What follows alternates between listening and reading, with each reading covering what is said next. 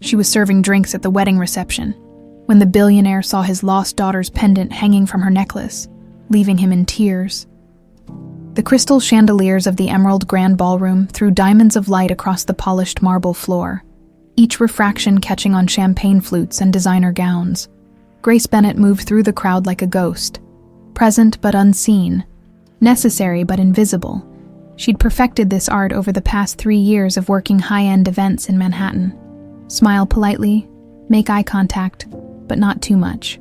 Refill the glass before they notice it's empty. Disappear before they remember you exist.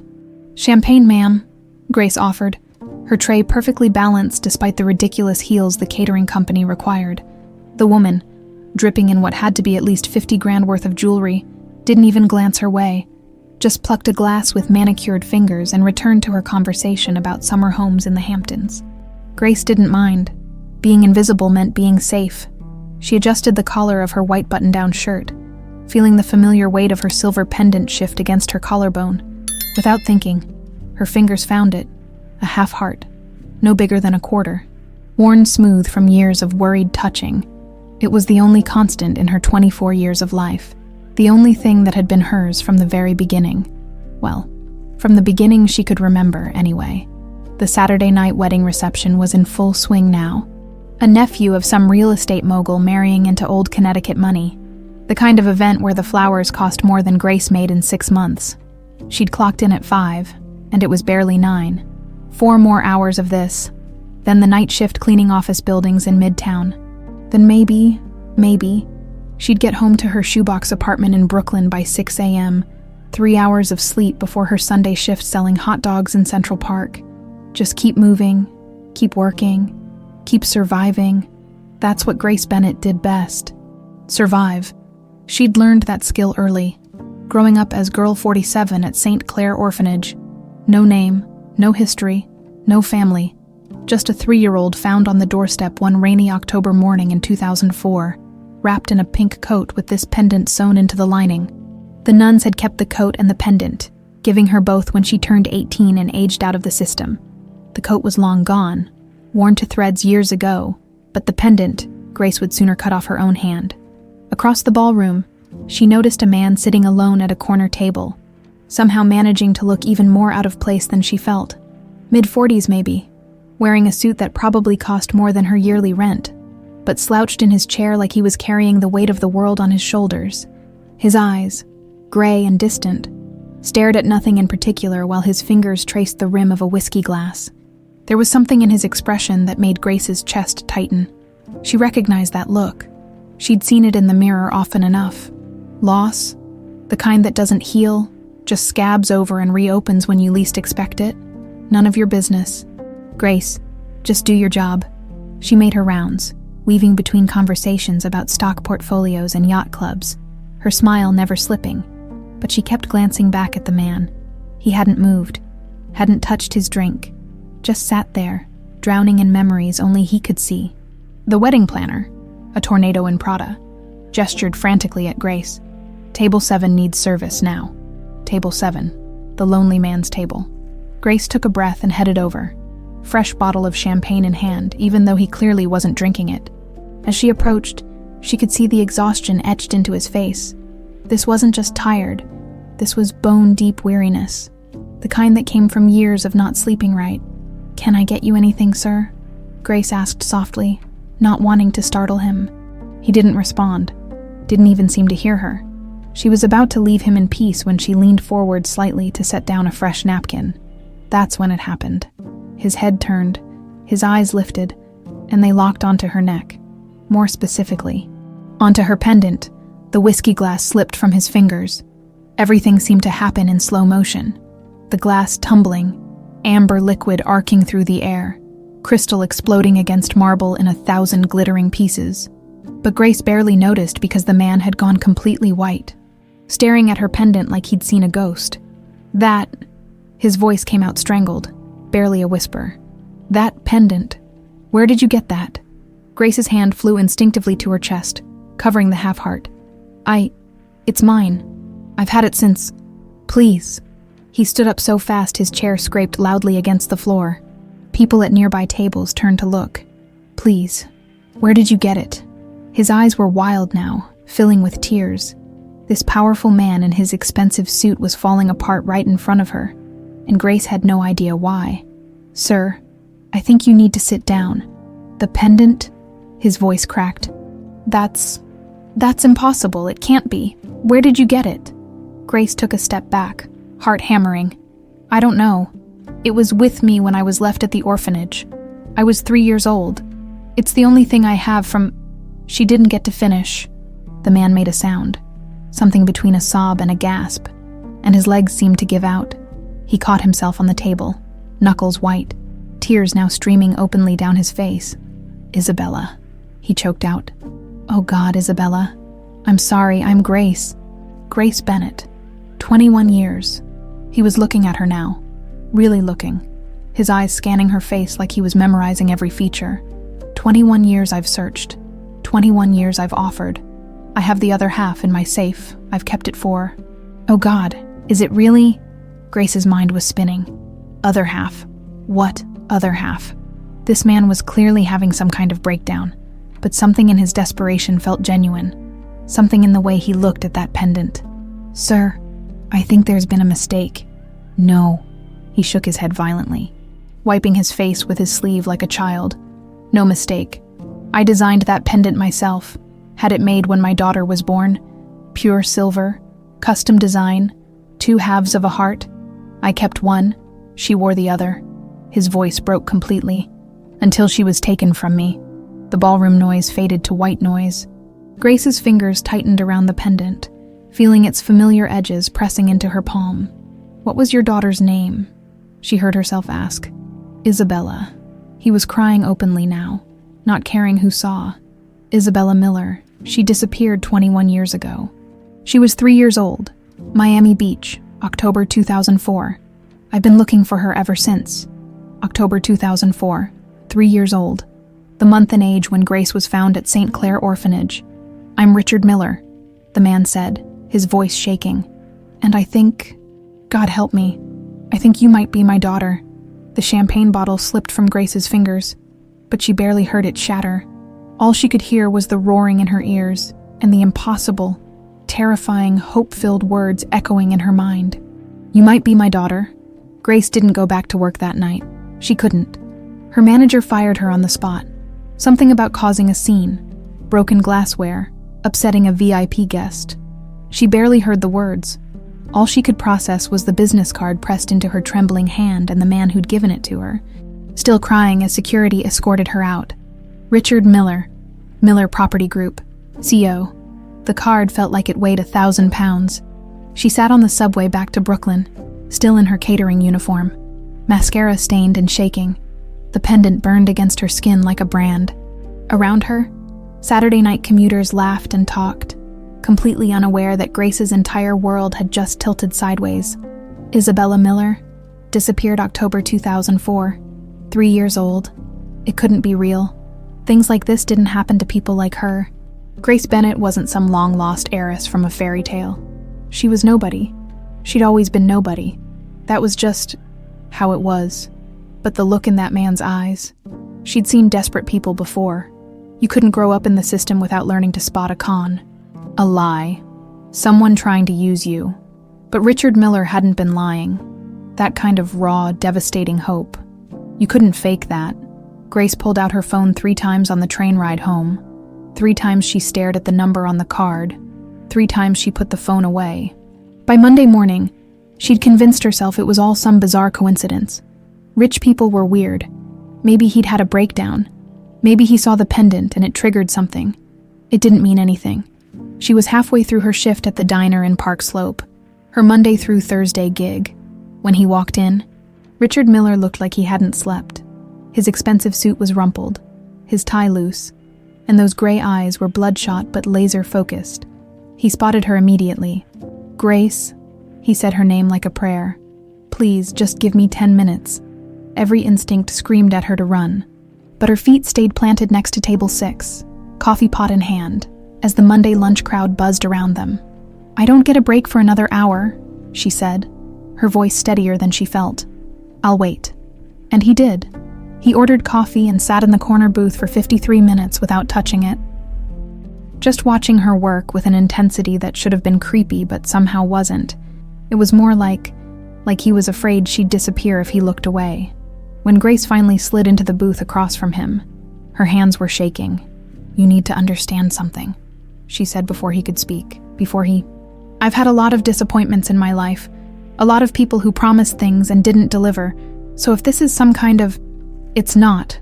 Richard pulled out his phone with fumbling fingers. "I brought pictures, and I need to show you something." He turned the screen toward her, and Grace's breath caught. The photo showed a man and woman on a beach, younger versions of themselves, laughing. Between them, held safely in the man's arms, was a little girl with dark curls and enormous brown eyes. She was wearing a pink coat and around her neck. "The pendant," Grace whispered. "That was taken the morning she disappeared." Richard's voice cracked. "We were in Miami Beach for a long weekend, stayed at the Fontainebleau. My wife Evelyn and I went down to dinner, just for an hour. We left Isabella with the babysitter in our suite. When we came back, he couldn't finish, didn't need to. The police found her coat on the beach the next morning. That's it. No witnesses, no ransom demand, no body, nothing." He swiped to the next photo. A missing person poster, Isabella Miller. "Age 3, $5,000 reward. I put up $5 million, hired every private investigator on the East Coast. Nothing, she just vanished." Grace stared at the little girl in the photo. The resemblance was there. In the eyes, the shape of the face. But that didn't mean... "Mr. Miller. Richard, please." "Richard." She took a breath. "I was found at St. Clair Orphanage in Manhattan, October 15th, 2004, around 3 in the morning. The nun said I was left on the doorstep in a pink coat with this pendant sewn inside. Her fingers found it automatically. But that doesn't prove anything. Lots of kids go missing. Lots of pendants look similar. Not like that one." He was already pulling something from his jacket pocket. A small wooden box, worn smooth with age. His hands shook as he opened it. Inside, nestled in faded velvet, was another half-heart pendant, identical to hers in every way. The same swirling pattern, the same slightly irregular edge where it had been cut, where it would fit against hers to make one whole heart. "I had these made when Evelyn was pregnant," Richard said quietly. "Custom design, the jeweler, Marco Santelli in the Diamond District. He's still there. He kept the molds, the sketches, everything. There are only 2 of these in the entire world, Grace. I've had one locked in my safe for 21 years, and you're wearing the other one." The diner noise faded away. Grace couldn't breathe properly. This couldn't be happening. This was insane. "I could be anyone," she said desperately. "Someone could have stolen it from her, bought it at a pawn shop. DNA test." Richard leaned forward, and Grace saw the same desperation from Saturday night, but now mixed with fragile, terrifying hope. "Please, just take a DNA test with me, if I'm wrong. If you're not her, I'll leave you alone, I swear. But if there's even a chance..." He pulled out a photo, a woman with kind eyes and a warm smile, holding the same little girl. "This is Evelyn, my wife, Isabella's mother." His voice dropped to barely a whisper. "She died 5 years after Isabella disappeared. Depression. She just couldn't survive losing her. I've been alone ever since, building companies, making money. None of it meaning a damn thing because the only thing I ever wanted, the only thing I'd give it all up for in a heartbeat, was to find my daughter." A tear rolled down his cheek. "I know this is crazy. I know I'm a stranger, but I'm begging you. Please just let me know for sure, one way or another." Grace looked at this broken man, this billionaire who had everything except the one thing that mattered. She looked at the pendant in the box, the perfect match to her own. She thought about 21 years of being nobody, having no history, no roots, no answers. How long does a DNA test take? She heard herself ask. 10 days, maybe less if we pay for expedited processing. 10 days. 10 days to find out if her entire life was a lie, or if it was finally, impossibly, about to make sense. "Okay." The word felt like jumping off a cliff. "Okay, I'll do it."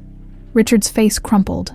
He reached across the table like he wanted to grab her hands, then stopped himself, unsure if he had the right. "Thank you," he breathed. "Thank you. We can go right now. There's a lab in Midtown. Very discreet. I've already called them. They're waiting." Of course he had. Of course he'd already arranged everything. Grace should have been annoyed by the presumption, but looking at his face, the first real hope she'd seen there, she couldn't be. "I need to finish my shift first," she said. "I can meet you there at 5. I'll have a car pick you up." "No," she said it firmly but not unkindly. "I'll take the subway. Just text me the address." Richard nodded, clearly trying not to push. "Of course. Whatever you want." He stood to leave, then hesitated. "Grace, I know this is overwhelming and scary, but whatever happens, whether you're her or not, thank you for giving me this, for giving me hope again. I'd forgotten what that felt like." After he left, Grace sat in that booth for another 10 minutes, staring at Richard Miller's contact information in her phone. 10 days. In 10 days, she'd either get confirmation that she was exactly who she'd always been, Grace Bennett, the girl nobody wanted, or she'd become someone entirely different. Someone with a father, someone with a history, someone who'd been searched for, mourned, desperately wanted. Grace touched her pendant, and for the first time in her life, let herself wonder, what if? The envelope sat on the lab technician's desk like a loaded gun. Grace had imagined this moment 1,000 different ways over the past 10 days. She'd pictured herself calm, collected, ready for whatever answer came. But now, sitting in this sterile office with Richard beside her, both of them barely breathing, she realized she wasn't ready at all. "The results are conclusive," Dr. Patricia Chen said gently, her eyes moving between them. "The probability of paternity is 97%. The words hung in the air for one impossible moment. Then Richard made a sound, something broken and beautiful all at once, and Grace felt the world tilt. "She's mine," Richard choked out. "She's really mine, Isabella." "Grace," she whispered automatically, but the correction felt hollow, because Dr. Chen was still talking, explaining genetic markers and statistical certainty, and none of it mattered because the truth was, suddenly, devastatingly real. Grace Bennett was Isabella Miller. She'd had a family, a mother and father who'd loved her, a life that was stolen. 21 years, gone. Just gone. "Can we have a minute?" Richard asked, his voice thick with tears. Dr. Chen nodded and quietly left the room. The silence that followed was deafening. Grace stared at her hands. These hands that had scrubbed floors and served drinks and fought for every single thing she'd ever had, and tried to process that they'd once been held by the man sitting next to her, that she'd been his daughter, his Isabella. "I'm so sorry." Richard's words came out in a rush. "God, I'm so sorry. I should have protected you. I should have." "Don't!" Grace's voice cracked. "Just don't. Not yet." But Richard was already reaching for her, and before Grace could think about whether she wanted this, she was in his arms. He held her like she was made of glass and gold, like he'd been waiting 21 years for this exact moment, and something inside Grace, something she'd kept locked and buried for so long, broke open. She cried, deep, wrenching sobs that came from a place she didn't know existed, for the little girl who'd been taken, for the woman who'd grown up alone, for all the years in between that could never be recovered. "I've got you," Richard kept saying, over and over. "I've got you now. I'm never letting go again. Never." The next 48 hours felt like a fever dream. Richard's mansion in the Upper East Side was something out of a magazine. All marble and mahogany, with floor-to-ceiling windows overlooking Central Park. Grace stood in the foyer, still wearing her diner uniform, feeling like an imposter in a museum. "This was your room," Richard said softly, opening a door on the second floor. Grace's breath caught. The room was frozen in time. A child's bedroom, perfectly preserved. Pink walls, a white canopy bed, shelves full of toys and books. On the dresser sat a silver frame with a photo of that little girl in the pink coat, laughing. I didn't want to change anything," Richard admitted, "just in case you came home." It should have been touching. It was touching. But it was also overwhelming in a way Grace couldn't articulate. This room wasn't hers. It belonged to Isabella, a 3-year-old who'd ceased to exist 21 years ago. "I had the guest room prepared for you," Richard added quickly, reading her discomfort. "But I wanted you to see. I never stopped hoping." Over the next 2 days, he showed her everything. Photo albums full of a life she couldn't remember. Birthday parties, beach trips, Christmas mornings, videos of a toddler taking her first steps, while a younger, happier Richard cheered. Evelyn's journals, full of hopes and dreams for the daughter she'd lost. "Your mother never recovered," Richard said, his finger tracing Evelyn's handwriting. "The not knowing destroyed her. She died when Isabella was 8. Heart gave out from the stress and depression." Grace looked at the photo of Evelyn, this woman who was supposed to be her mother but felt like a stranger, and felt a grief she didn't know how to name. She'd mourned not having a mother her whole life, but somehow knowing she'd had one, and lost her twice, was worse. "I've already called my lawyers," Richard continued, his energy almost manic now. "We'll get your name legally changed back to Isabella Miller. Set up accounts for you. There's a trust fund.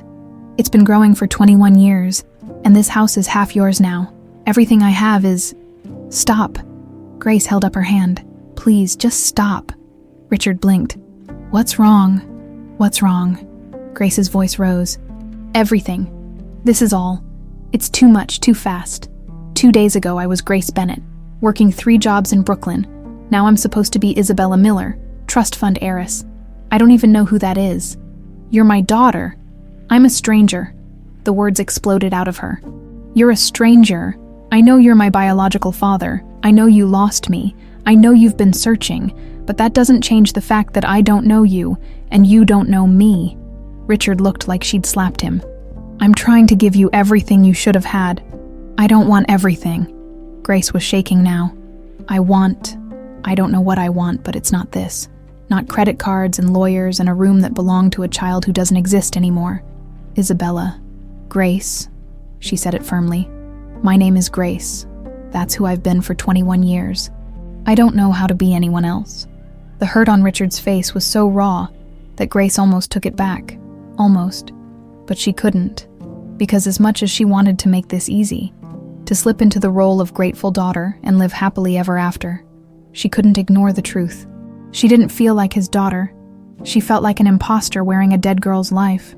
"I think I need some space," Grace said quietly. "I need to go back to my apartment. Process this." "Of course." Richard's voice was carefully controlled. "But please, let me give you money. You don't need to work those jobs anymore." "Yes, I do." Grace grabbed her coat, her own worn jacket, not the designer one Richard had tried to give her earlier. "Those jobs are mine. I earned them. They're real. This is real too." "Is it?" Grace challenged. "Because right now it feels like you're trying to buy back 21 years. Like if you throw enough money at me, it'll fix everything. But it won't. It can't." She headed for the door, then stopped, turned back. "I'm not saying I won't try," she said, her voice softer now. "I'm not saying we can't figure this out, but I need you to understand. I'm not the daughter you lost. That little girl is gone, and I'm not sure I can be whoever you need me to be."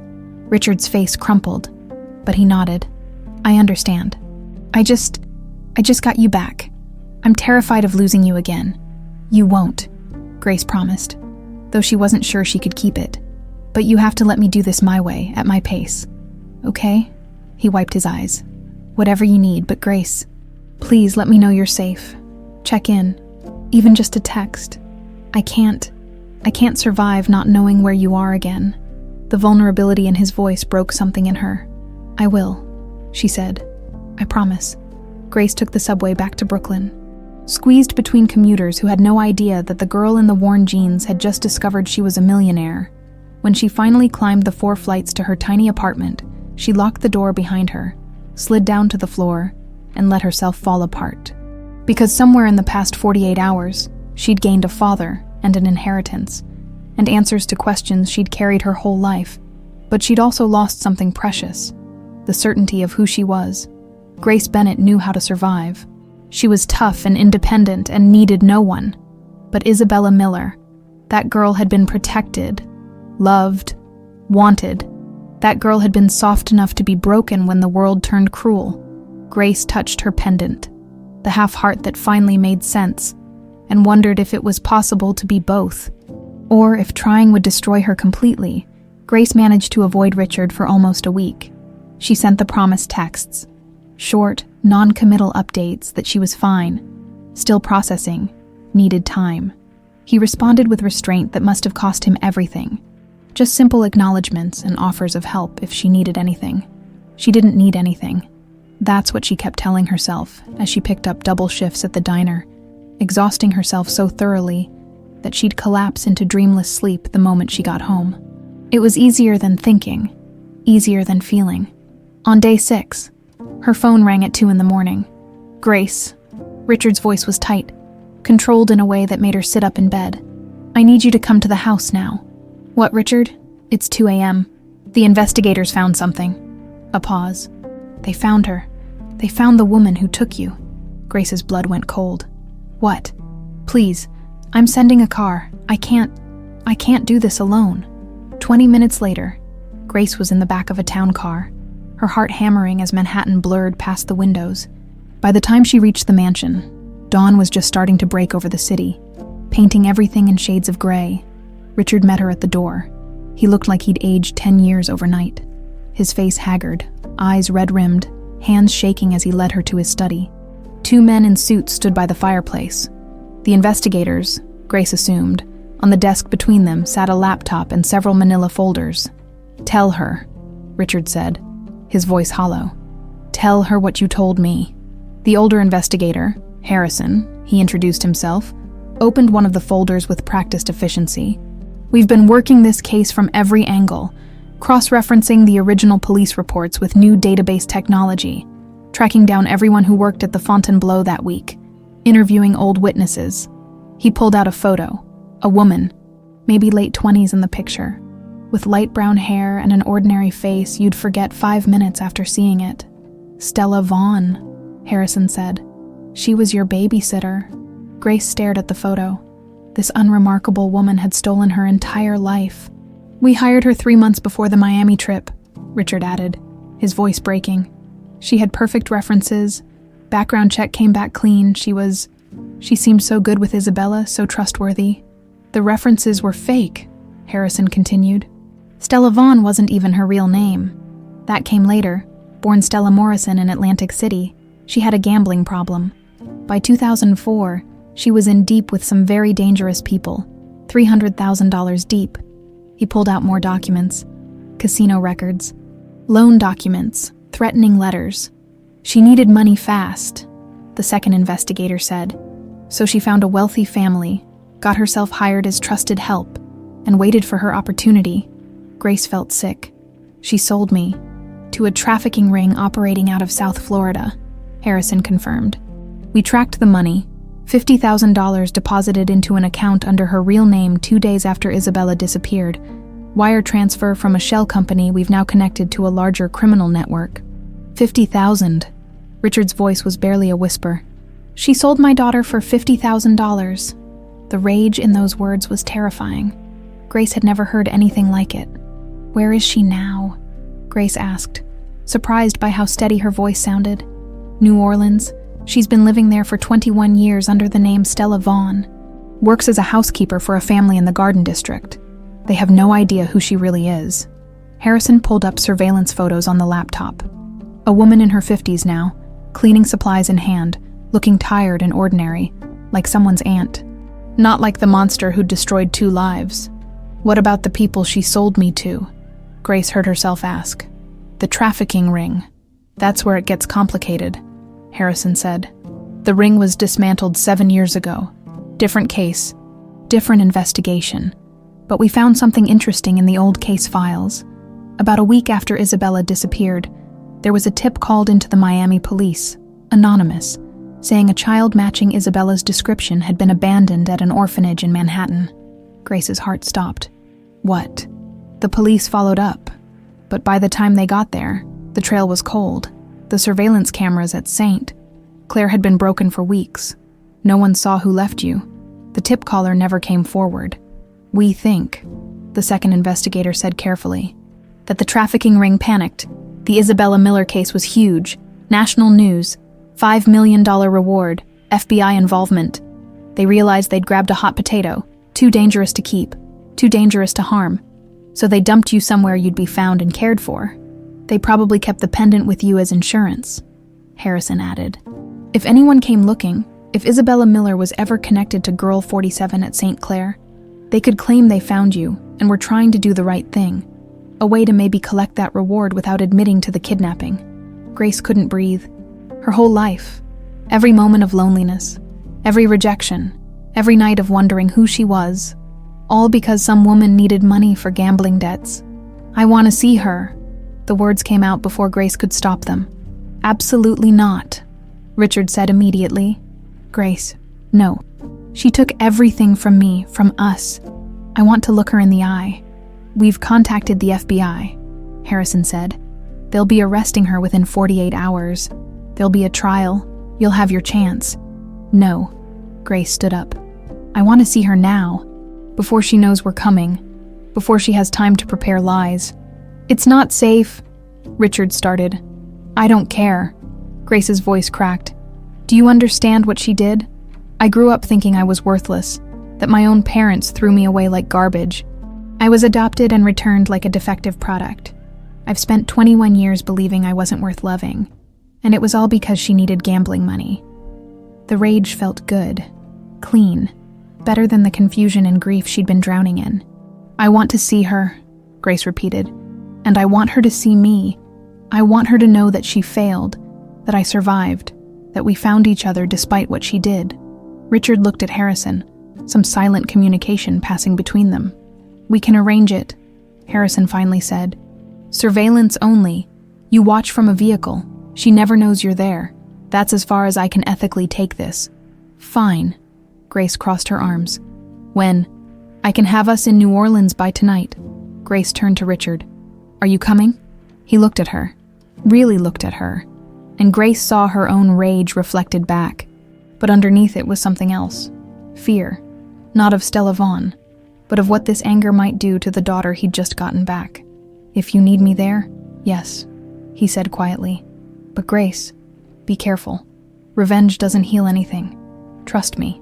I've spent 21 years learning that lesson." "This isn't revenge," Grace said, even though she wasn't sure that was true. "This is closure."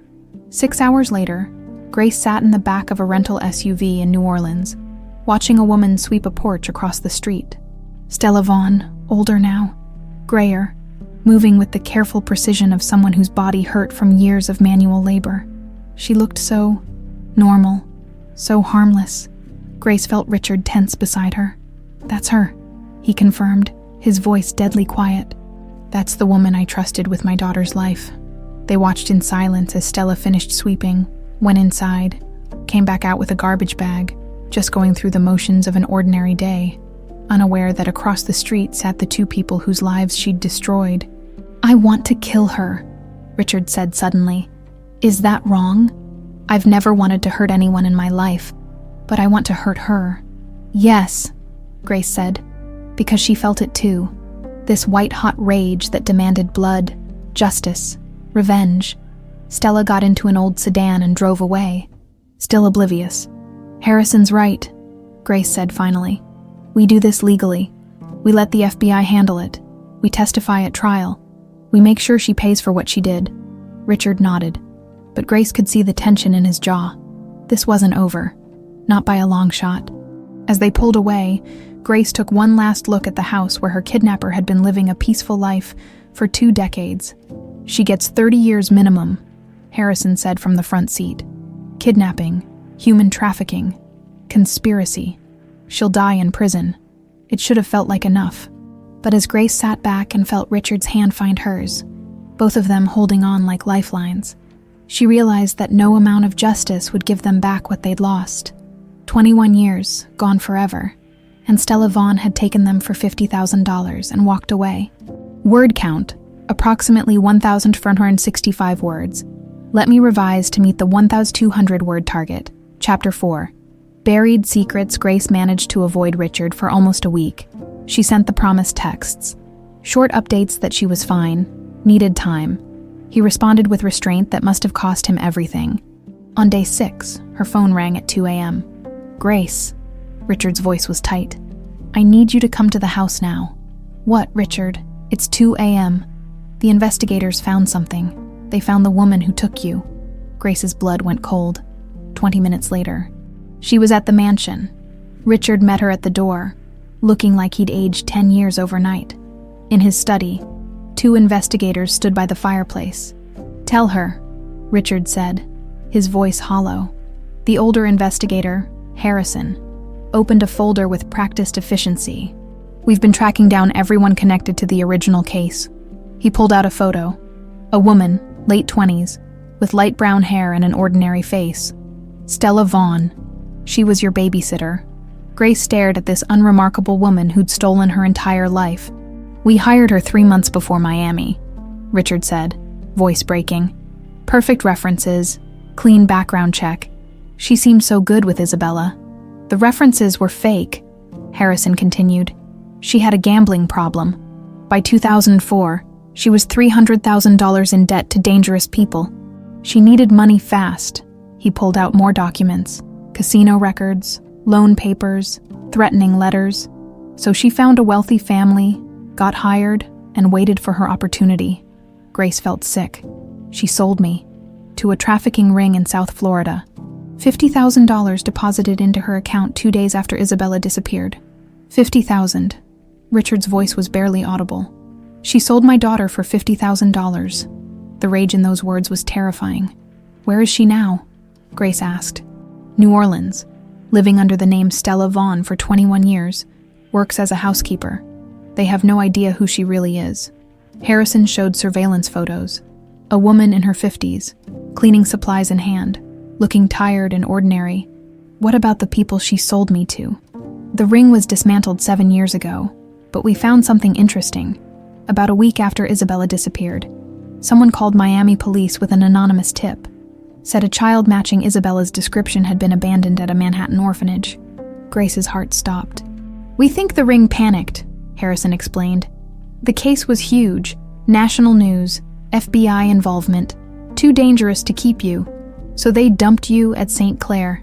They kept the pendant with you as insurance," the second investigator added. "If anyone connected the dots, they could claim they were trying to help." Grace couldn't breathe. Her whole life, every moment of loneliness, because someone needed gambling money. "I want to see her." The words came out before she could stop them. "Absolutely not," Richard said immediately. "She took everything from me, from us.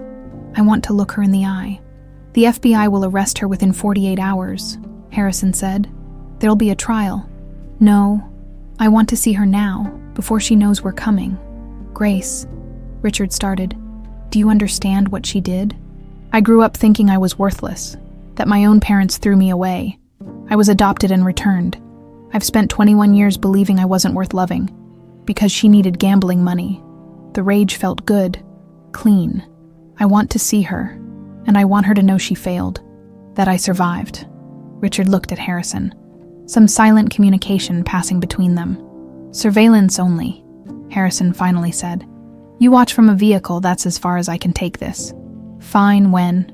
"Tonight." Grace turned to Richard. "Are you coming?" He looked at her, and Grace saw her own rage reflected back, but underneath was fear, not of Stella, but of what this anger might do to them. "If you need me there, yes.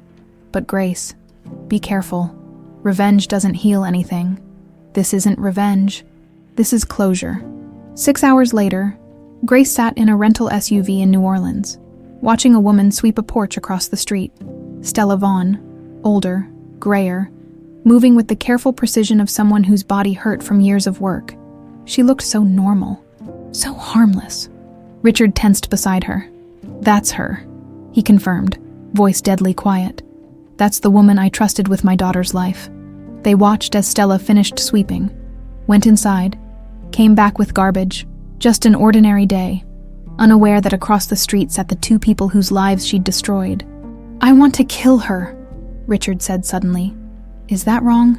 "Yes," Grace said, because she felt it too, this white-hot rage demanding justice. Stella got into an old sedan and drove away, oblivious. "Harrison's right," Grace said finally. "We do this legally." FBI handles it. We testify. We make sure she pays. Richard nodded, but the tension in his jaw said this wasn't over. As they pulled away, Grace took one last look at where her kidnapper had been living peacefully for 2 decades. 30 years minimum, Harrison said. Kidnapping, trafficking, conspiracy. She'll die in prison. It should have felt like enough. But as Richard's hand found hers, both holding on like lifelines, Grace realized no amount of justice would give them back what they'd lost. 21 years, gone forever, and Stella Vaughn had taken them for $50,000. Grace disappeared for another week after New Orleans. This time, Richard didn't just wait. He showed up at her apartment on day 3, carrying takeout from a Chinese place down the street. He didn't push his way in, didn't demand anything, just stood in the hallway with fried rice and lo mein, looking exhausted and worried. "I'm not leaving until you eat something," he said simply. "You don't have to talk. You don't have to let me in. But I saw you through the window earlier, and Grace, you look like you haven't eaten in days." She had, barely. But the fact that he'd noticed, that he cared enough to notice, cracked something in her chest. She let him in. They sat at her tiny kitchen table, barely big enough for 2 people. In an apartment that could fit in his mansion's foyer 3 times over, Richard didn't comment on the peeling linoleum or the radiator that clanked like it was trying to communicate in Morse code. He just opened the containers and handed her chopsticks. They ate in silence for 10 minutes before Grace finally spoke. "I blamed you," she said quietly. "When we found out about Stella, I blamed you for hiring her, for trusting her, for not protecting me." Richard set down his chopsticks, his face stricken. "You had every right—" "Let me finish." Grace took a shaky breath. "I blamed you, and that wasn't fair. You were a father trying to give your daughter a good life. You did everything right. Background checks, references, everything. You couldn't have known. I should have—" "No." Grace looked at him directly. "You couldn't have known. Just like I couldn't have known that the family who adopted me when I was 7 would decide 18 months later that I was too difficult and return me like a library book. Just like I couldn't have known that the system that was supposed to protect me would shuffle me between houses until I aged out with nothing but a backpack and a pendant." Her voice cracked. "Bad things happen to both of us. Terrible, unfair things. And we can spend the rest of our lives being angry about it. Or we can try to figure out what comes next." Richard was crying silently, tears streaming down his face. "What do you want to come next?" "I don't know," Grace admitted. "But I know I can't keep avoiding you. And I know I can't keep pretending that finding out I'm your daughter doesn't matter. Because it does. It matters so much that it terrifies me." "Why does it terrify you?" Grace laughed, a bitter sound. "Because what if I'm not enough? What if you spend all this time getting to know me and realize that Grace Bennett is just not worth it? That Isabella Miller died 21 years ago and I'm just a poor replacement?" "Grace." Richard reached across the table, then stopped. Asking with his eyes if he could take her hand, she let him. "You're not a replacement. You're not a consolation prize. You're my daughter. And I don't care if you're Grace or Isabella, or some combination of both. I just want the chance to know you. Even if I'm difficult.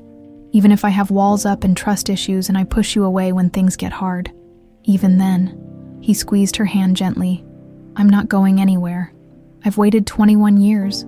I can wait as long as you need." Something in his voice, the absolute certainty of it, made Grace believe him. "Okay," she whispered. "Okay, but we do this my way. Slow. No more throwing money at me or trying to fix everything. We just spend time together, get to know each other. Deal." Richard smiled, the first real smile she'd seen from him. "What do you want to do?"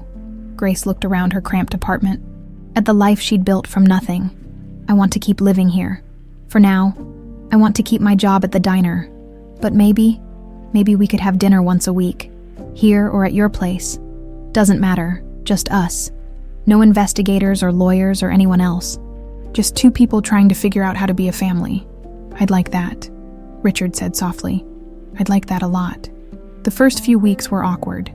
Neither of them really knew how to be around each other without the adrenaline of crisis or the weight of DNA tests. They were just 2 strangers trying to build something from scratch. Richard came to her apartment every Sunday. Sometimes they cooked together. Or rather, Grace cooked. while Richard attempted to help and mostly just got in the way. He'd apparently had a personal chef for the past 15 years and had forgotten most basic kitchen skills. "How do you burn water?" Grace asked in disbelief one evening, staring at the pot Richard had somehow managed to scorch. "I have talents," Richard said defensively. "Cooking just isn't one of them." Grace laughed, actually laughed, and realized it was the first time she'd done that in his presence. They talked, really talked. Richard told her about Evelyn, how they'd met in college, how she'd been the warm one while he'd been all business, how she'd softened all his hard edges. He showed Grace videos on his phone of Evelyn singing to baby Isabella, and Grace cried, watching this woman she'd never know, but who'd loved her so much. Grace told Richard about the orphanage, about being Girl 47, and how the nuns were kind but overworked, how she'd learned to be invisible so she wouldn't be a problem. She told him about the Hendersons, the family who'd adopted her at 7 and returned her at 9 because she had nightmares and asked too many questions about her real parents. "I was difficult," Grace said, staring at her hands. "I know I was. I couldn't settle, couldn't trust them. Every night I'd wait for them to say they made a mistake. And eventually they did," Richard said quietly. "Eventually they did." Richard suggested therapy, not in a pushy way, just mentioned that he'd started going himself, and it was helping him process everything. Grace was resistant at first. Therapy felt like admitting weakness, but she eventually agreed to try. Dr. Sarah Martinez was in her 50s, with kind eyes and a no-nonsense approach that Grace appreciated. She didn't treat Grace like a victim, or push her to feel things she wasn't ready to feel. She just asked questions and let Grace work through things at her own pace. "You're trying to integrate 2 identities," Dr. Martinez explained during their 3rd session. "Grace Bennett, who you've been for 21 years, and Isabella Miller, who you were for 3. That's not easy. It's okay to take your time figuring out who you are now." "What if I can't?" Grace asked. "What if they're too different? What if they're not as different as you think?" Dr. Martinez countered. "Isabella was a wanted child. Grace is a survivor. Those aren't opposites. They're the same person at different points in their life. You were wanted then, and you're wanted now. You survived then, and you're surviving now." The words stayed with Grace long after the session ended, 6 weeks after New Orleans. Richard invited Grace to visit Evelyn's grave. It was in a cemetery in Westchester, peaceful and green, with old trees providing shade over the headstones. Evelyn's grave was simple but beautiful, white marble with flowers that Richard brought every week. Evelyn Rose Miller, beloved wife and mother, 1978 to 2009, reunited with her Isabella Grace, stared at that last line, her throat tight. "I added that when she died," Richard said softly. "I needed to believe they were together, that she'd found you somehow. Even if I couldn't." Grace knelt by the grave, touching the cool marble. "I wish I remembered her. She was sunshine," Richard said, sitting beside her in the grass. "That sounds cliché, but it's true. She lit up every room. She laughed at her own jokes before she finished telling them. She sang off-key in the shower and didn't care. She loved you so much, Grace. From the moment we found out she was pregnant, you were her whole world." He pulled out his phone and showed Grace a video she hadn't seen before. Evelyn, heavily pregnant, sitting in what must have been a nursery, talking to the camera. "Hi, baby girl," Evelyn said, rubbing her belly. "I'm your mom, and I just want you to know that whatever happens in your life, wherever you go, you're loved. So loved. Your daddy and I can't wait to meet you. Can't wait to watch you grow up and become whoever you're meant to be." The video ended with Evelyn blowing a kiss to the camera. Grace was sobbing before she realized she'd started. "She seems wonderful." "She was," Richard said, his own voice thick. "And she would have been so proud of the woman you became. You didn't have her to guide you, but somehow you turned out strong and kind and resilient anyway. That's all her. That strength, that's from Evelyn." They sat there for a long time, the 2 survivors of a tragedy that had taken everything from them, slowly learning how to carry it together instead of alone. Before they left, Grace placed her hand on the gravestone. "Hi, Mom," she whispered. "I'm sorry we never got to know each other, but I promise I'll take care of him. We'll take care of each other." That night, back at the mansion, The first time Grace had willingly stayed over, Richard gave her something. A small box wrapped in blue paper. Inside was a key. "It's to the house," Richard explained. "Not because I'm trying to push you to move in, just because I want you to know you always have a place here, that this is your home. Whether you live here or not, you're not a guest. You're my daughter, and this is your home." Grace stared at the key, feeling its weight in her palm. It was such a small thing, but it meant everything. "Thank you," she managed. "And Richard, for what it's worth, I think we're going to be okay. I think we can do this." Richard smiled, and for the first time since she'd met him, it reached his eyes. "Yeah, I think so too." Grace looked around the mansion, at the photos of Evelyn and baby Isabella on the walls, at the room preserved in time upstairs, at all the evidence of a family that had been shattered, and thought maybe, just maybe, they could build something new from the pieces. It wouldn't be what they'd lost. It would never be that, but it could be something real, something worth fighting for, something like family. The courtroom felt too small for the weight of what was about to happen. Grace sat in the second row, Richard beside her, behind them. The gallery was packed with reporters and onlookers. The media had been relentless for weeks. Billionaire's daughter found after 21 years. Grace's hands were shaking. Richard quietly placed his hand over hers, a silent reminder she wasn't alone. Then Stella Vaughn was let in. Grace had seen her from a distance in New Orleans, but this was different. This was face to face. Stella looked smaller than in the photos, older, worn down. Their eyes met for just a second. Grace saw something flicker across Stella's face. Recognition, regret. Stella looked away first. Assistant District Attorney Marcus Chen stood. "Your Honor, the state will prove the defendant willfully kidnapped 3-year-old Isabella Miller on October 12, 2004, selling her to a trafficking organization for money. The evidence is overwhelming." Stella's public defender, James Walsh, gave a weak opening about desperation and gambling addiction. Asking for mercy. Grace felt Richard stiffen. Mercy. The prosecution's case was devastating. Bank records showed Stella's gambling debts. $300,000 to loan sharks. The wire transfer of $50,000 2 days after Isabella disappeared.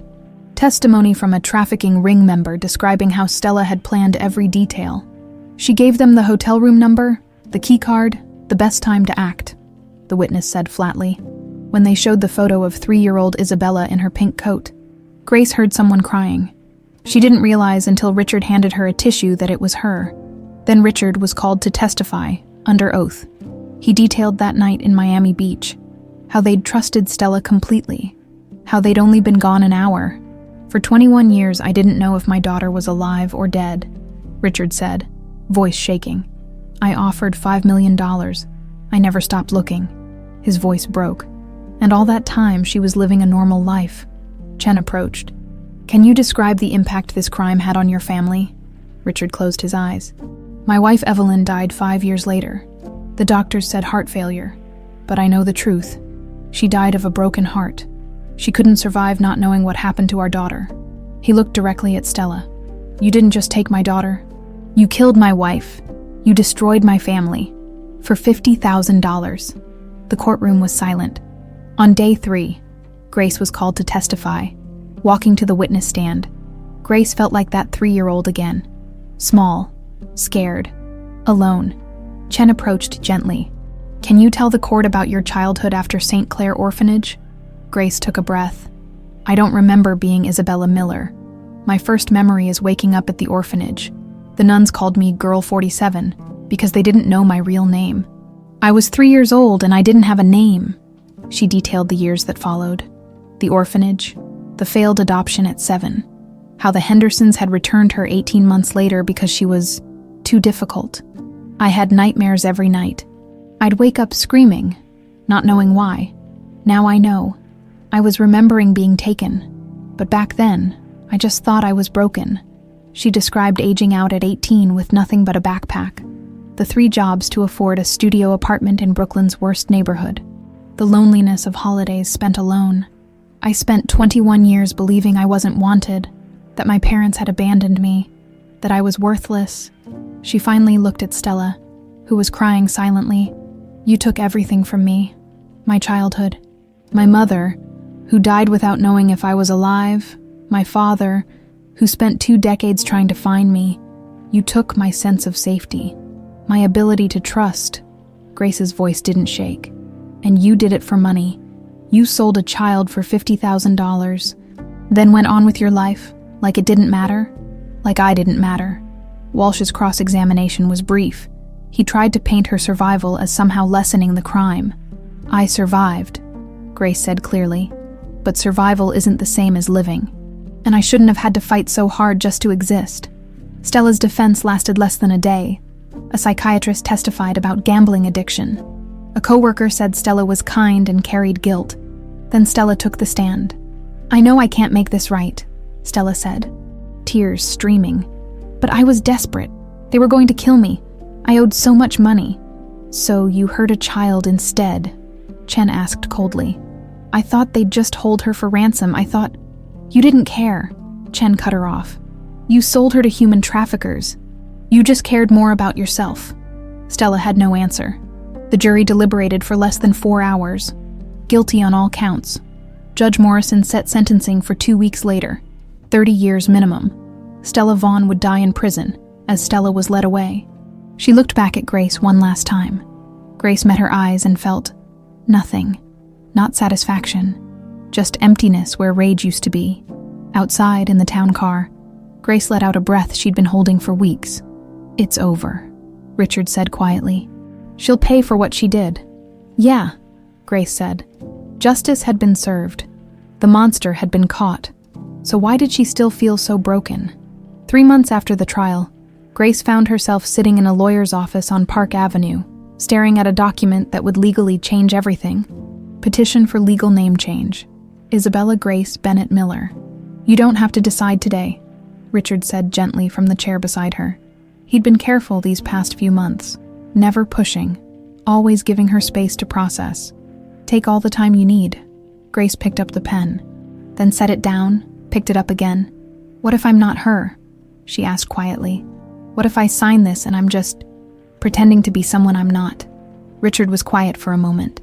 They'd been working through this in therapy, individual and together, but the fear never quite went away. You're not pretending, he said finally. You're both. You were Isabella for 3 years, and you've been Grace for 21. You don't have to choose one over the other. You can be all of it. Grace looked at him. This man who'd been a stranger 4 months ago and was now the most important person in her life. He looked different than he had that night at the Emerald Grand Ballroom. Healthier.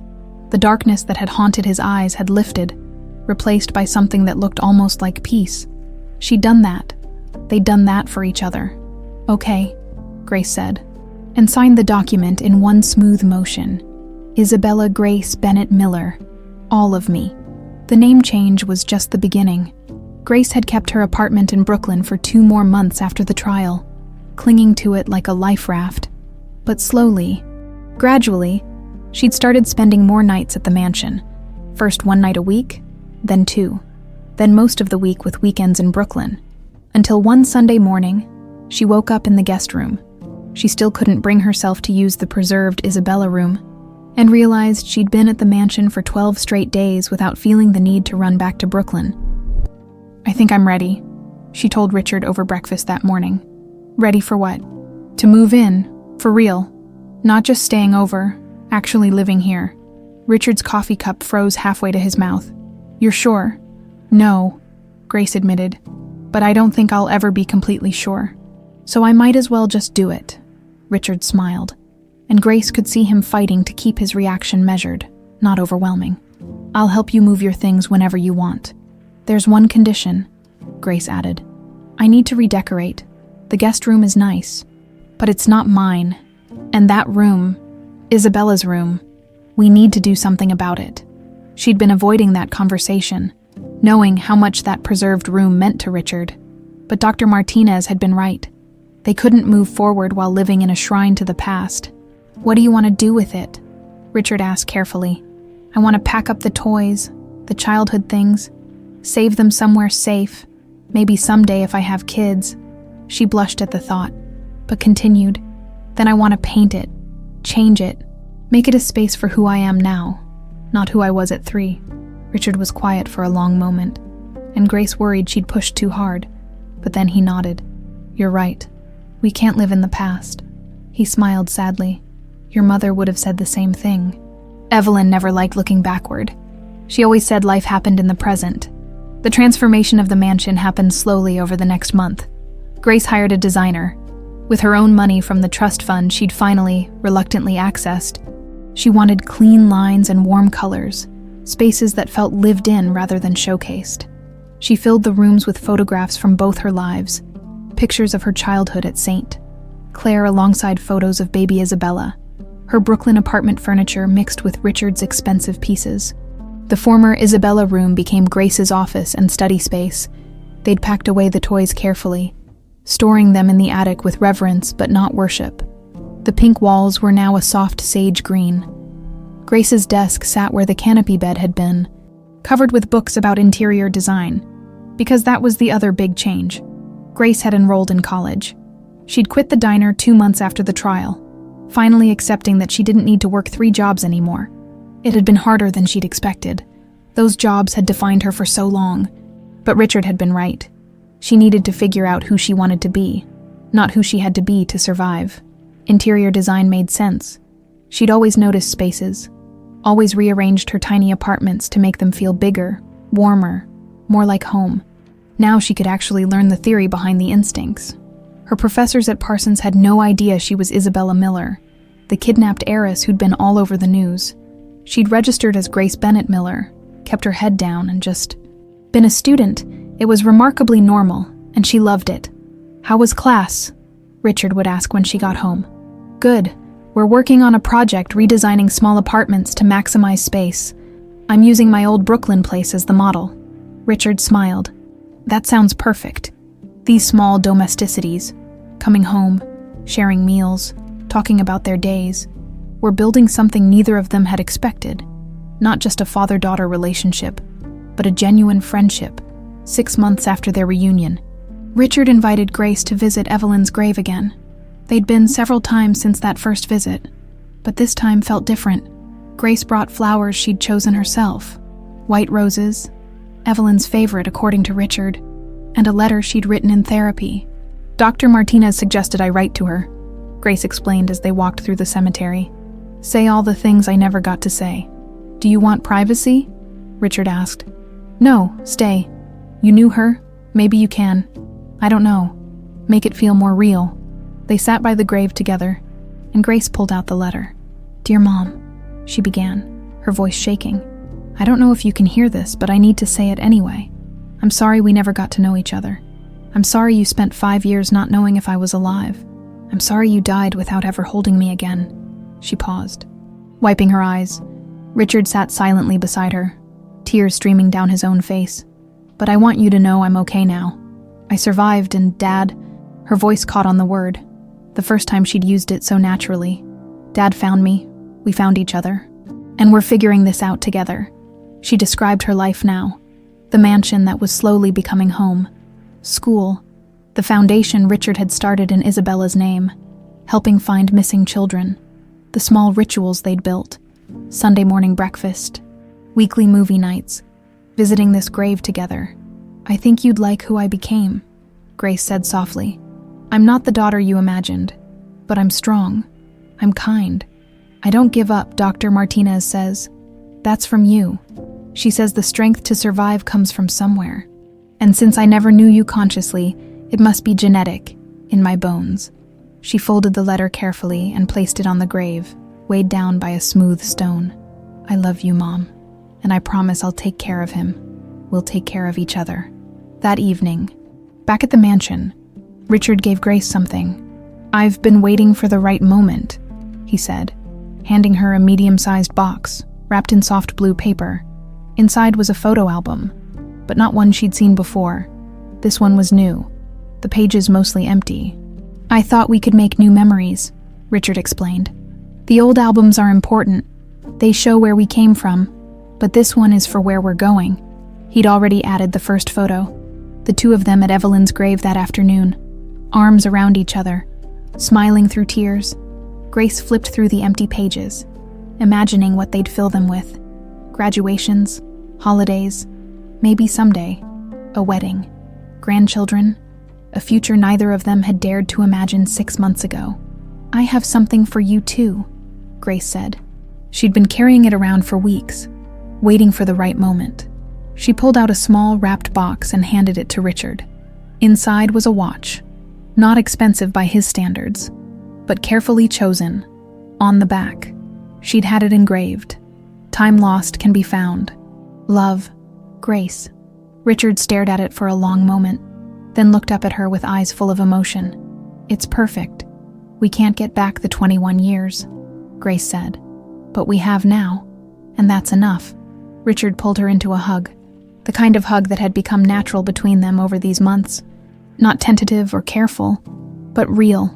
The hug of a father and daughter who'd found their way back to each other against impossible odds. "You know what Evelyn used to say?" Richard asked, his voice muffled against her hair. "She'd say, 'The best time to plant a tree was 20 years ago. The second best time is now.'" Grace smiled. "She sounds like she was really wise." "She was, and she would have been so proud of you. Hell, I'm proud of you. You took something terrible and chose to build something good from it. That takes courage." "I learned from the best," Grace said. They stood there for a moment, two people who'd been broken by the same tragedy, slowly healing each other one day at a time. Later that night, as Grace got ready for bed in her newly redesigned room, she caught sight of herself in the mirror. For the first time in her life, she looked at her reflection and didn't see Girl 47, or Grace Bennett the survivor, or even Isabella Miller the stolen child. She just saw herself, whole, complete. Isabella Grace Bennett Miller, all the parts of her, integrated into one person. Strong because she'd had to be, loved because she'd finally let herself be, home because she'd built it with her own hands and the help of a father who'd never stopped looking. She touched the pendant around her neck. Still there, still precious, but now with context and history and love attached to it. Tomorrow she had class. Next week, she and Richard were meeting with the foundation to discuss expanding their missing children program. In 2 months, she'd be taking her first real vacation ever. A trip to Italy that Richard had suggested and she'd actually agreed to. She had a future now. Not just survival, but an actual life. And it was just beginning. The conference room on the 15th floor of Miller Property Group headquarters had been transformed, where Richard once held ruthless business meetings. There were now photographs of missing children covering one wall.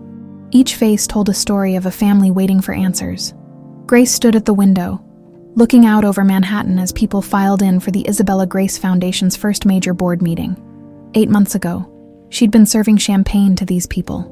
Now she was leading a presentation. "Nervous?" Richard asked, coming to stand beside her. "Terrified. What if they don't take me seriously? I'm just a college student. You have something better than a business degree." Richard's voice was firm. "You have lived experience. You know what these families are going through. That's more valuable than any MBA." The meeting began with Richard's opening remarks, but he quickly handed the floor to Grace. "We've helped reunite 6 families in the past 6 months, Grace began. 6 children who were missing have come home, but there are thousands more cases. Cold cases that police departments don't have resources to pursue." She showed a map with red dots marking unsolved child disappearances. "I want to expand our investigation team, partner with law enforcement nationwide, and implement new technology for age progression software and DNA databases. I also want to create a support network for families, because finding your child after years is just the beginning. Richard and I know that firsthand." When she finished, the room was silent before one board member, Margaret Chen, began to clap. The others joined. "Ms. Miller," Margaret said, "I've been in philanthropy for 30 years. You have my full support." The vote was unanimous. The foundation would triple its budget and expand nationwide. After the meeting, a young woman approached Grace hesitantly. "Ms. Miller, I'm Sarah Park. I work in accounting, but my sister disappeared 12 years ago. We never found her." Grace's heart clenched. "I'm so sorry. I just wanted to say thank you for giving people like my family hope again, even if we never find her. Knowing someone cares enough to keep looking, it matters." Grace squeezed Sarah's hand. "Give me her case file. I'll personally make sure our team looks at it. after Sarah left. Richard put his arm around Grace's shoulders. This foundation isn't about me trying to fix the past. It's about you building the future. You've taken the worst thing that happened to us and turned it into something that helps people. Grace leaned into him. We're doing it together. That's what makes it work. 2 weeks later, Grace was at St. Clair Orphanage again. The foundation had completed a full renovation. New beds, paint, a computer lab, a library. But Grace wanted to do something more personal. She sat in the common room with an 8-year-old named Sofia Rodriguez. Sophia had dark curls and wary eyes that reminded Grace painfully of herself. "So you used to live here?" Sophia asked skeptically. "I did. I was Girl 47. That's what they called me." Sophia's eyes widened. "You were a number kid too. I'm Girl 23. "Not anymore." Grace pulled out a package. "Your name is Sofia Rodriguez. That's what everyone should call you." Inside was a journal with Sophia's name embossed in gold. "For writing your story, because even if you don't know where you came from yet, you get to decide where you're going. Your past doesn't define you, Sophia. You define you." Sophia clutched the journal like treasure. "Did you ever get scared, living here?" "All the time. I was scared no one would want me. And when I did get adopted, I was scared they'd change their minds. And they did. That happened to you too," Sophia whispered. "It did. The Hendersons adopted me when I was 7. After 18 months, they decided I was too difficult and returned me. That's what happened to me," Sophia said, voice breaking. "The Martins said I asked too many questions." Grace pulled Sophia into a hug. "Listen to me. That wasn't about you. That was about them not being ready. You asking questions means you're smart. You not fitting in means you're unique. Those are strengths." Sophia sobbed into Grace's shoulder. "But what if no one ever wants me?" "I want you," Grace said firmly. "I want to be in your life. I'm going to visit you every week. I'm going to be your big sister, your person who shows up no matter what. You're not alone. Not anymore." Over the next several months, Grace became a regular presence at St. Clair. She wasn't just Sophia's mentor. She worked with a dozen kids, all dealing with abandonment and failed adoptions. She brought them books, helped with homework, listened to their fears, but most importantly, she showed them that survival was possible. "You're making a real difference," Richard told her one evening as they reviewed the foundation's quarterly report together over Thai takeout. "It's not enough. There are so many kids, so many cases. You can't save everyone, Grace. But I can try. That's what you did for 21 years. You never gave up trying to find me." Richard smiled. "Your mother would have loved watching you do this. She always wanted to change the world. I used to tell her she was too idealistic. She'd say, 'Maybe not everything, but I can fix something.' You're so much like her." Grace felt the familiar ache of grief, but softer now, gentle and bittersweet. "I wish I could have known her." "You do know her. She's in everything you do. That determination. That's Evelyn. That kindness after everything you've been through. Evelyn. That stubborn refusal to give up on people.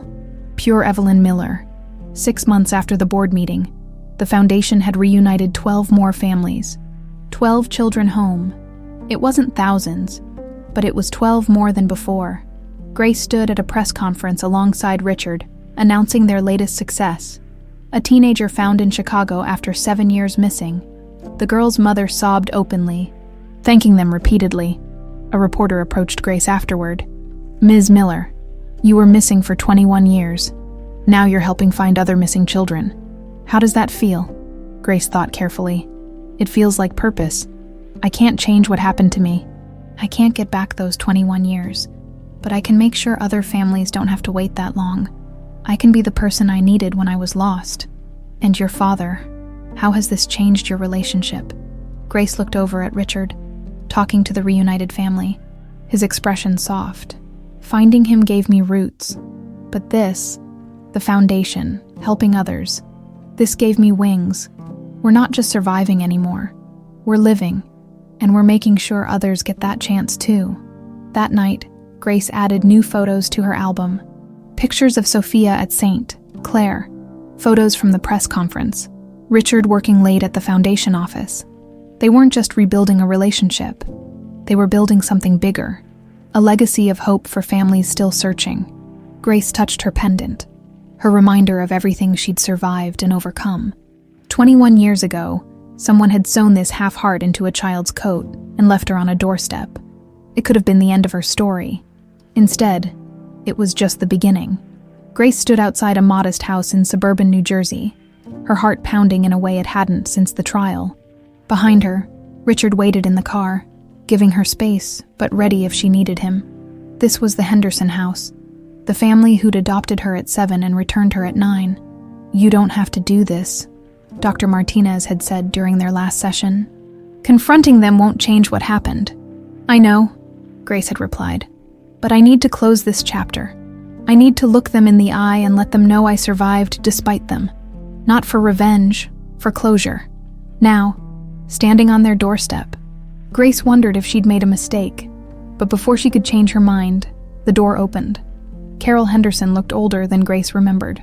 Grayer, more tired. Her expression shifted from polite curiosity to shock recognition in seconds. "Grace." Carol's hand flew to her mouth. "Oh my God, Grace Bennett. It's Grace Miller now, actually. Isabella Grace Miller. But yes, it's me." Carol's eyes filled with tears. We saw you on the news, the kidnapping case, when we realized that girl 47 was..." She couldn't finish. "Can I come in?" Grace asked, her voice steadier than she felt. Carol nodded quickly, stepping aside. The house looked exactly as Grace remembered. Same beige carpets, same family photos on the walls. But now there were more photos, newer ones. The Hendersons' biological children. All grown up now. Tom Henderson appeared from the kitchen, stopping short when he saw Grace. "Carol, who's..." He paled. "Grace." "Hi, Mr. Henderson." They sat in the living room, an awkward silence stretching between them until Grace finally spoke. "I'm not here to yell at you or make you feel guilty. I just need to understand. Why? Why adopt me if you were just going to give up?" Carol's face crumbled. "We weren't ready. We thought we were, but we weren't. You had so many nightmares. You'd wake up screaming every night. You'd ask questions about your real parents constantly. We tried, Grace. We really tried, but we failed you," Tom interrupted, his voice heavy with shame. "We failed you, and we've carried that guilt for 15 years. Grace studied them both. They looked genuinely remorseful, but that didn't erase the damage. "Do you know what it did to me?" Grace asked quietly. "Being returned, I'd finally let myself hope, let myself believe maybe I could have a family, and then you sent me back like I was a library book you didn't want to finish." "I know," Carol whispered. "I know, and I'm so sorry. We were young and stupid and completely unprepared for a child with trauma. We should have gotten help, should have tried harder, but we were scared and overwhelmed, and we made the worst decision of our lives." Tom leaned forward. "We've thought about you every day since, wondered if you were okay, if you found a good home. When we saw the news about you being Isabella Miller, that you'd been kidnapped," his voice broke, "we realized we'd had a piece of your trauma, and we'd thrown you away because we couldn't handle it." Grace felt tears sliding down her cheeks. This was what she'd come for, acknowledgement that it wasn't her fault, that she hadn't been too broken to love. "I need you to understand something," Grace said firmly. "I'm not here for your forgiveness or to make you feel better. I'm here because I'm building a new life, and I can't do that while carrying anger toward everyone who hurt me. So I'm letting it go. Not for you, for me." Carol nodded, tears streaming. "You're right, and for what it's worth, you've become an extraordinary woman. The work you're doing with the foundation. We've been following it. You're helping so many people." "I'm helping kids like I was," Grace corrected. "Kids who get abandoned, rejected, told they're too difficult. I'm showing them they're not the problem. The system is. The adults who give up are. But the kids are survivors." She stood to leave, feeling lighter already. At the door, she turned back. "I hope you learned from your mistakes. I hope if you ever consider fostering or adopting again, you get proper training, because there are kids out there who need families, and they deserve adults who won't quit on them." Tom nodded. "We volunteer now, at a local foster care organization, training new foster parents, teaching them what not to do. We can't undo what we did to you, but we're trying to make sure we help others not make the same mistakes." It wasn't redemption, but it was something. As Grace walked back to the car, Richard got out and immediately pulled her into a hug. "How do you feel?" he asked. "Free?" Grace said simply. "I feel free." A week later, Grace was in Richard's study when he made an announcement that surprised her. "I'm seeing someone," he said, looking nervous in a way Grace had never seen. "Romantically, her name is Catherine. We met in the grief therapy group." Grace's first instinct was surprise, followed quickly by something unexpected. Happiness. "That's great. Dad, really great." Richard's shoulders relaxed. "You're sure? I know it's been less than a year since we found each other, and Evelyn. Mom would want you to be happy." Grace interrupted gently. "And so do I. You've been alone for 16 years. You deserve companionship. You deserve love. I'd like you to meet her," Richard said. "If you're comfortable with that. No pressure, but she's been asking about you. She knows our story." 2 days later, Grace met Catherine Walsh over dinner at the mansion. Catherine was in her early 50s, with warm brown eyes and an easy smile.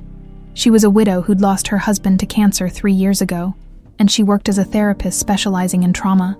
"Your father talks about you constantly," Catherine said, laughing. "I probably know your entire life story." "That's embarrassing," Grace said, but she was smiling. She liked Catherine immediately.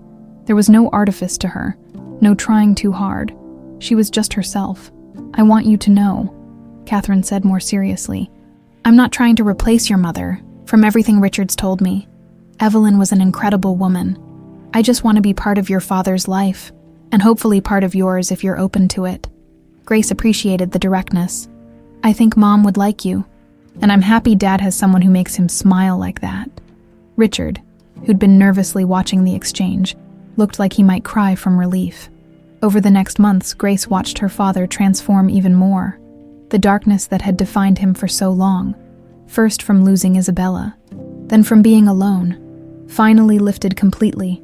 He laughed more, smiled more, started living instead of just existing. Grace realized that they were both doing that now, not just surviving, but actually living. 10 months after their reunion, Grace stood in front of her interior design class presenting her final project, a complete redesign of St. Clair Orphanage. The goal wasn't just aesthetic improvement, Grace explained, clicking through her presentation. It was creating a space that tells the children living there that they matter, that they're not just numbers or temporary residents. Every choice, from the warm colors to the personalized spaces, to the library named after children who aged out of the system, was designed to give them dignity and hope. Her professor, Miss Chen, smiled. "This is exceptional work, Grace. Have you considered implementing it?" "Actually," Grace said, "the Isabella Grace Foundation is funding the full renovation. Construction starts next month," the class applauded. Grace had found her calling, not just helping find missing children, but creating spaces that made vulnerable kids feel valued after class. Grace drove to St. Clair to tell Sophia the news about the renovation. But when she arrived, she found Sophia crying in the common room, clutching the journal Grace had given her. "Hey, what's wrong?" Grace sat beside her, putting an arm around the girl's shaking shoulders. "The Patels," Sophia sobbed. "They want to adopt me. But what if they change their minds too? What if I'm too difficult again?" Grace's heart broke and swelled simultaneously. "Sophia, look at me." The girl raised her tear-stained face. "Being adopted is scary. Trusting people is scary. But you know what's scarier? Never trying, never giving yourself the chance to have a family. But what if... I can't promise they won't hurt you," Grace said honestly. "People are complicated, but I can promise that if they do, you'll survive it because you're strong, and I can promise that no matter what happens, I'll be here. I'm your person. Remember, I'm not going anywhere." Sophia threw her arms around Grace. "Will you come meet them with me, please?"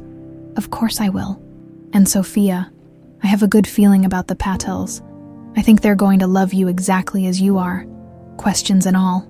That evening, Grace sat with Richard on the mansion's terrace, watching the sun set over the city. Catherine was inside, making dinner. She'd started staying over a few nights a week, and Grace loved coming home to the sound of her and Richard talking and laughing in the kitchen. "You know what's wild," Grace said. "A year ago, I was working 3 jobs and living in a tiny apartment in Brooklyn, convinced I'd always be alone. Now I have a father, a future stepmother, a little sister at St. Clair, a career I'm passionate about, and a foundation that's changing lives. How did this become my life? Richard took her hand. Because you fought for it. Because you chose to build something beautiful from something broken. I found you, Grace. But you're the one who made this family whole again. We did it together, Grace corrected. Together, Richard agreed. They sat in comfortable silence as the sky turned pink and gold. Tomorrow, Grace would visit Sophia and the Patels. Next week, she'd present the orphanage redesign to the city planning board. Next month, she'd graduate from Parsons with honors. But right now, in this moment, Grace was exactly where she was supposed to be. Home, loved, complete. The girl who'd been abandoned, kidnapped, returned, and forgotten had become the woman who helped others find their way home. And that, Grace thought, was the best revenge against all those who'd tried to break her. She'd survived. She'd thrived. She'd won. 18 months after that night at the Emerald Grand Ballroom, Grace stood on the mansion's terrace under a canopy of stars, wearing a simple white summer dress. The July night was warm, the city lights twinkling below like earthbound constellations. Richard appeared in the doorway, carrying something wrapped in soft blue cloth, the same blue as the wrapping paper from the photo album he'd given her. "I've been saving this for the right moment," he said, his voice thick with emotion. "And I think tonight is it." Grace's heart quickened. She knew what was in that cloth. She'd known this moment was coming, had been waiting for it without realizing how much she needed it. Richard sat beside her on the terrace bench, carefully unwrapping the blue fabric to reveal a small velvet box. The same box he'd shown her that day in the diner, the one containing the other half of her pendant. "When you were born," Richard began, his hands trembling slightly as he opened the box, "Evelyn and I had these made, 2 halves of one heart. She wore hers during her pregnancy, said it was her way of staying connected to you, after you were born. We gave you yours. You wore it every day."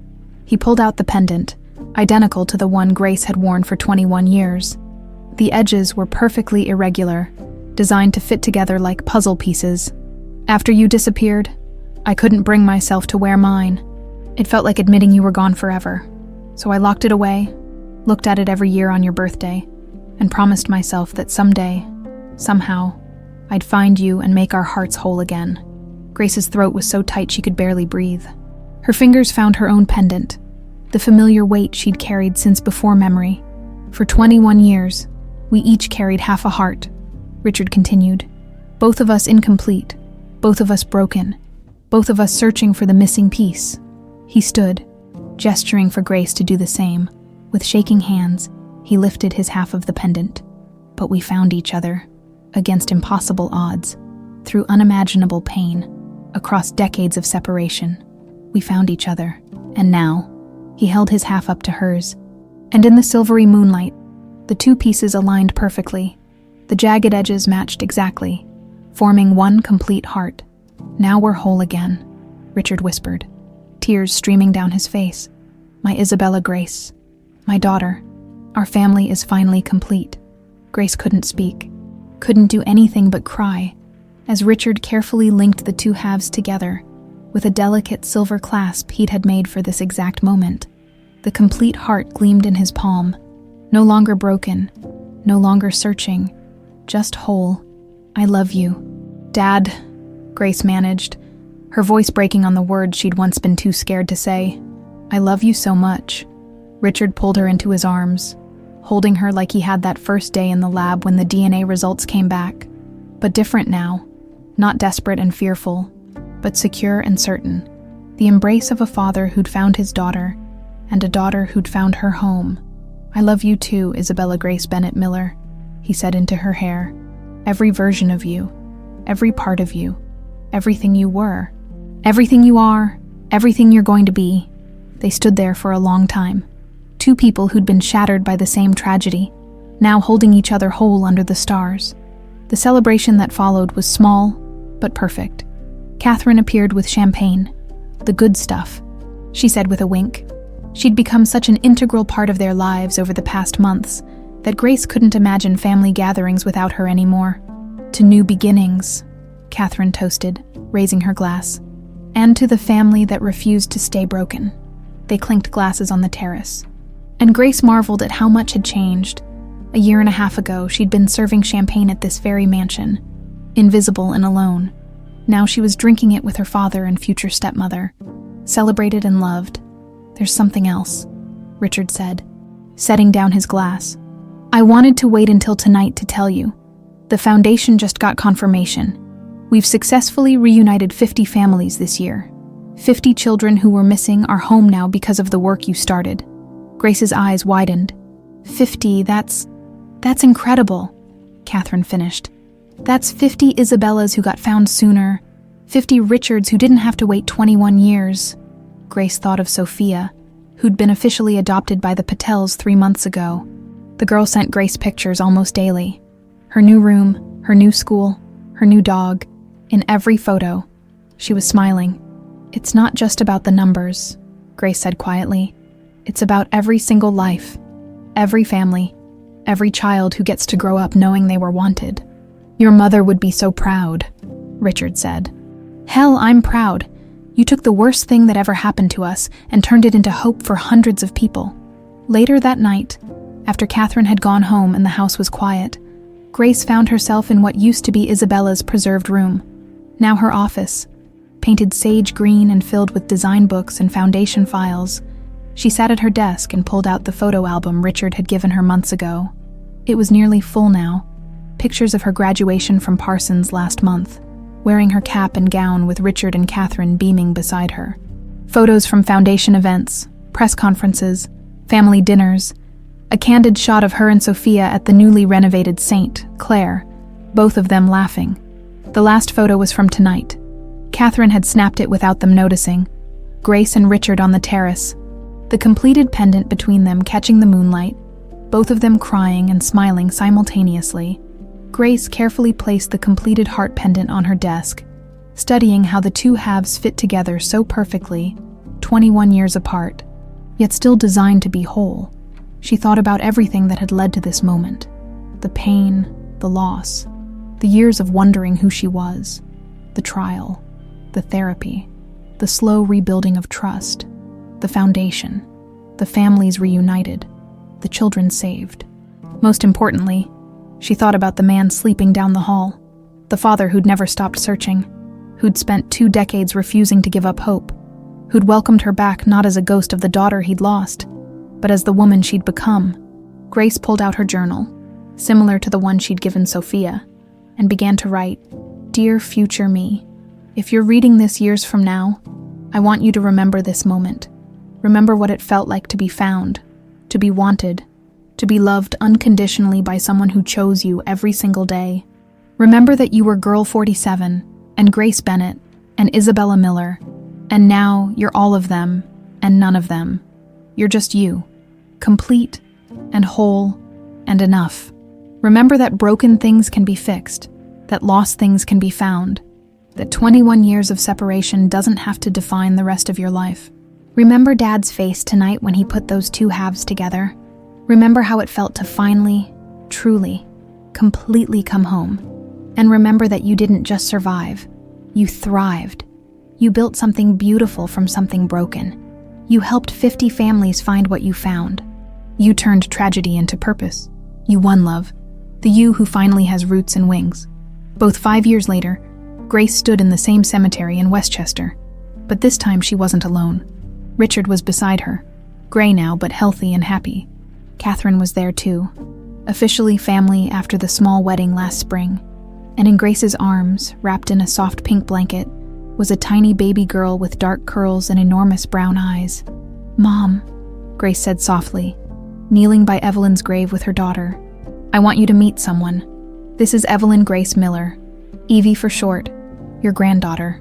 Richard knelt beside her, one hand on Grace's shoulder, the other gently touching the baby's tiny hand. We're keeping the tradition alive, he said, his voice trembling with joy. 4 generations of strong, incredible Miller women.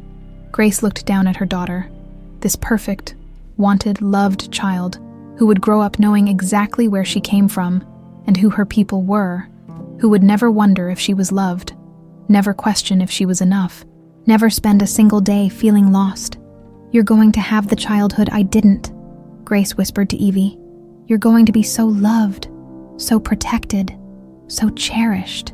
And when you're old enough, I'm going to tell you about the grandmother you never met, and the great-grandmother who would have adored you, and the journey it took for us to be here." She touched the complete heart pendant she now wore every day, both halves united, hanging over her actual heart. "And I'm going to tell you that broken things can be made whole again, that lost things can be found, that love is stronger than time, stronger than distance, stronger than anything that tries to tear families apart." Richard wrapped his arms around both his daughter and granddaughter, 3 generations of the Miller family finally. Beautifully, perfectly complete. Grace looked up at the sky, brilliant blue with wisps of white clouds, and felt Evelyn's presence like sunshine on her face.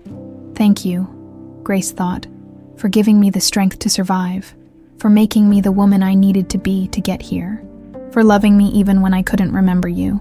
The baby cooed softly, and Grace smiled.